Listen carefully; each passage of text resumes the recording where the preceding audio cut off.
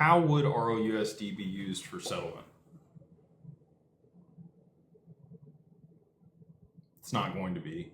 That would require that all the brokers and the clearinghouses trust Ripple as their counterparty. They're not going to do that. They would rather issue their own stablecoins if they were going to do that, because then they're able to generate the interest off the treasuries. So, like, that's a big part of the bill I don't think people understand. The more people that use ROUSD, the more money Ripple makes. They don't pass on that yield to anybody else.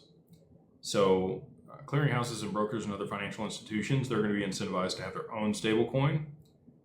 They won't want to, I mean, they might accept ROUSD if they're able to use it and stake it and earn yield or do something else with it.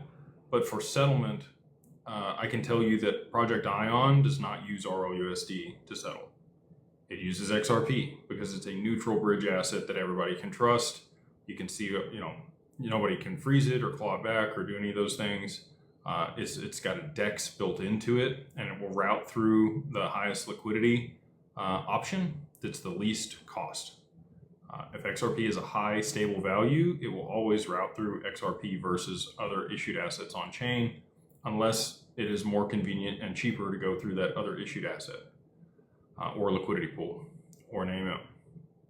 So again, I think this is just a common misconception that a lot of people have about stable coins, that everybody's just going to accept everybody else's stable coin. They are not. You need a bridge asset to be able to exchange, the whatever, they sold into for that stock to whatever the clearinghouse wants on the other side of it.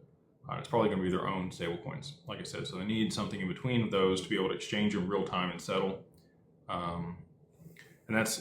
And you miss the boat, and there's an adoption, Cambrian explosion, and a lot of people are going to miss out. I mean, there's only 7.5 million wallets on the XRPL.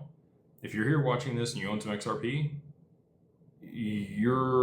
what is that? There's 8 billion people on the planet. It's like 0.0001% of the planet. One more zero than that. So anyway, very, very small portion of the population has ever even created an XRPL wallet. And most people have created multiple. So I would argue that you're probably, to be in the top 10% of XRP holders, you need more than 3,000 XRP. Maybe it's less than that now, like 2,300 XRP. That's the top 750,000 wallets. Like $5,000 gets you in the top 10% of wallets. And on the other side of this, you have to have